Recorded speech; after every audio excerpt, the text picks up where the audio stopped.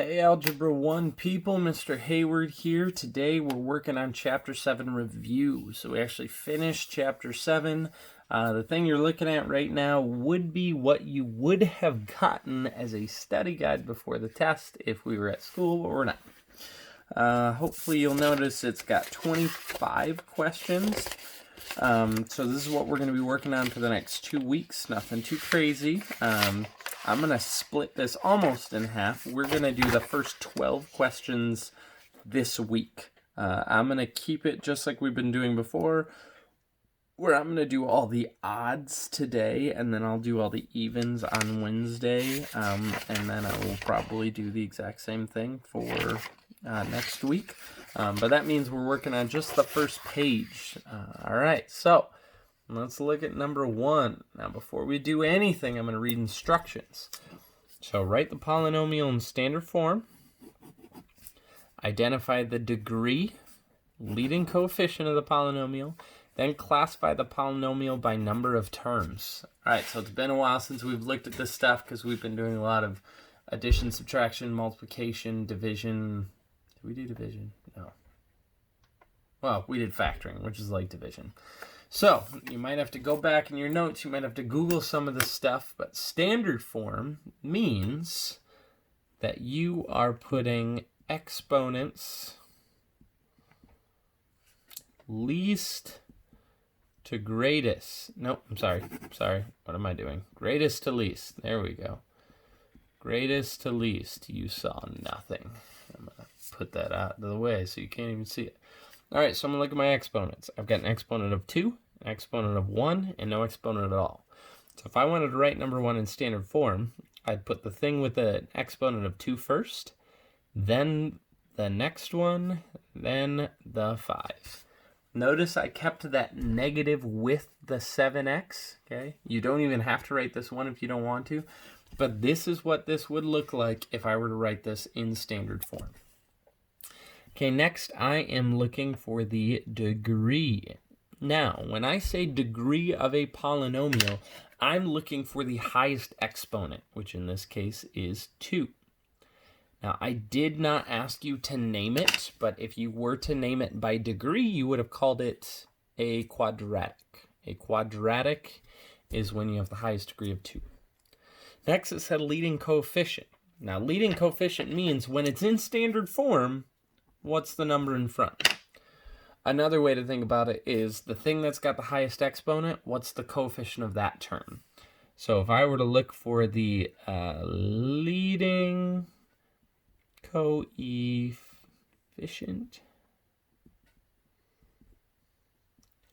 in this case, it would be a 1.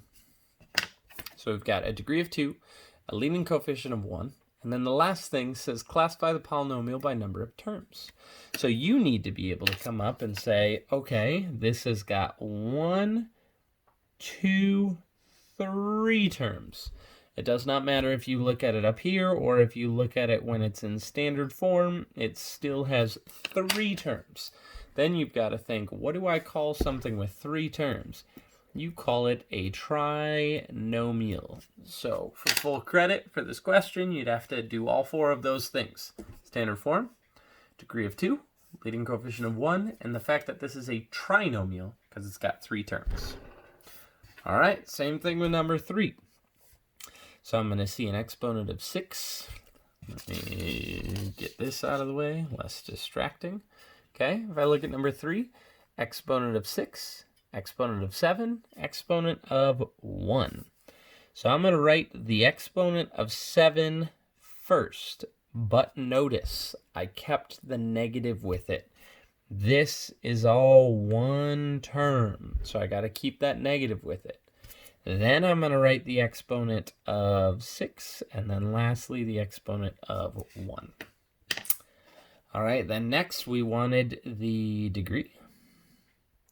In this case, I wrote it in blue last time, doesn't really matter.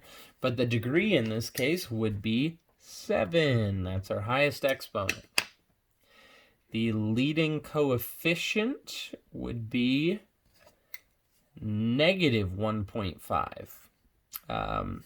So I know y'all got to skip out on your PSAT 9 this year, but you will take the PSAT 10 this year, and a very common question for something like this looks at the leading coefficient. And it would say, oh, what's the leading coefficient? And it's super common for people to say 1.5 and forget this negative. And then you would get the whole question wrong, especially if it's multiple choice. It would give you this, and, this right here, and it would say, what's the leading coefficient? And even if you're smart enough to know that it's not the 5 that's in front, it's this term, if you don't realize it's the negative, you are going to get the question wrong.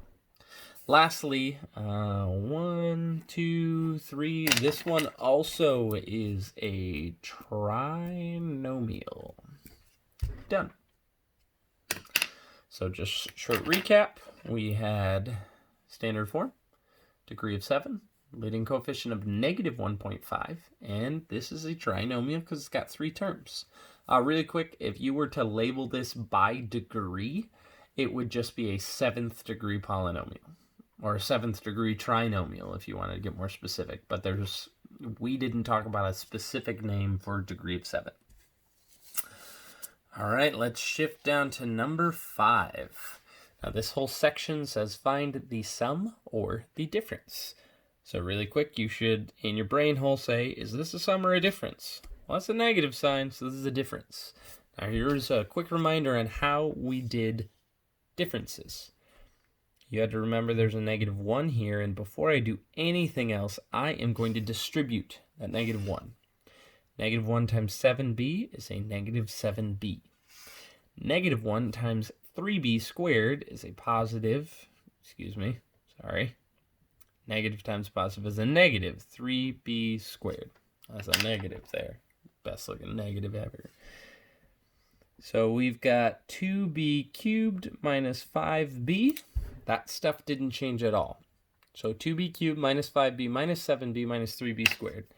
Now something that I didn't write here but I should have is said put your answer in standard form. Now the reason I should have written that is because on the SAT, even on my tests, if it's a multiple choice, guaranteed the answer is going to be in standard form. Okay?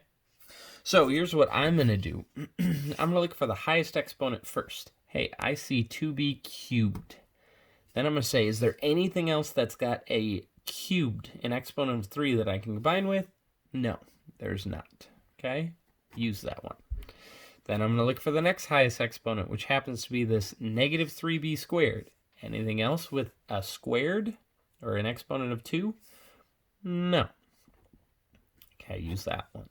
And then lastly, I'm going to see I've got a negative 5b and a negative 7b. They have the same exponent of 1, so I can squish them together to make a negative 12b. After you distribute the negative, it's basically just combining like terms. So my answer, if written in standard form, says 2b cubed minus 3b squared minus 12b. Done. All right, now number 7. Going down with the odds. This is addition. This is even easier. I'm going to pretend that these parentheses don't exist. They're dead to me. I'm going to honestly just pretend they're not there, and I'm going to do the exact same thing I did here. I'm going to look for the highest exponent. Make this go away.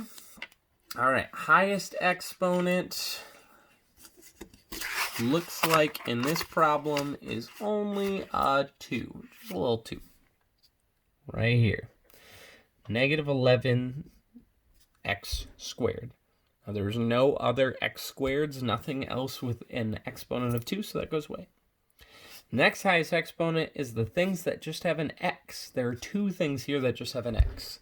Now I'm looking at their coefficients, a negative 1x and a positive 12x, and I've got to combine their coefficients. Negative 1 and positive 12 would make a positive 11x, and these go away. And then lastly, I've got a 3 and a negative 8. Those are called constant terms because they don't have any variables, and if I were to combine those, it would make negative 5. And that's my answer, and I'm done. That's it. With adding or subtracting. Now, let's get to the fun part where we're looking for the product, multiplying. Now, there's a lot of different ways you could do this. We talked about foiling, we talked about the distributive property, and we talked about the box method. Most people like the distributive property, which with a 2 by 2, it's like doing the distributive property twice. First, I would start by distributing the a. So a times a is a squared. A times -3 is -3a. Then I would distribute the -5. I should have done this in red. What was I thinking? 5 times a is 5a. And then 5 times the -3 is a -15. Now, a large majority of the time, these two middle terms will be like terms, and you can combine them. -3a, 5a makes a 2a. So then I have a squared plus 2a minus 15. That's my answer, and I'm done. Okay, gets a little bit more fun when we're looking at number 11. Now, you could still use the distributive property if you wanted for number 11. There's nothing wrong with it. Still, a lot of people do. Or you could use this other thing that I taught you called the box method. Now, the box method goes like this. Oh, really quick question. Could you use FOIL here? Answer this. Answer it. Not to me, because this is a video. You should say no, because a FOIL, the acronym FOIL, only works if you've got a binomial times a binomial, aka a 2 by 2.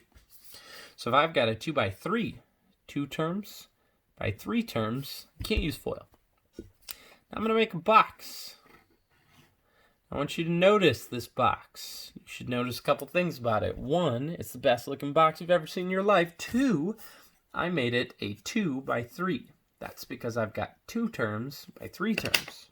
So my 2 terms here, 7 and x, I'm going to put those right next to the side that's only got 2 boxes. And my 3 terms here, x squared, 6x, and -8, I'm going to put that above the side that's got 3 boxes. Notice every term I keep the sign, like here it's positive, here it's positive, here it's negative. I keep the sign with the term. Now what I'm going to do is I'm going to look at each box, and I'm going to look at the thing above it and the thing to the left, and I'm going to multiply. So this box, x squared times 7 is 7x squared. Whew! Let's keep going down the line. This box above is 6x, to the left is 7. If I multiplied those, I'd get 42x. This box above is -8, to the left is -7. That's a -56. This box right here, above is x squared, to the left is x. That means x cubed.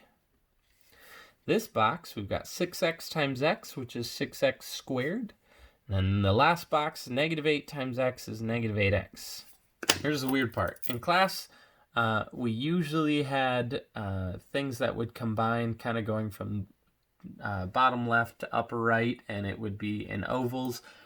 I still do have like terms, but this time they're going to look slightly different.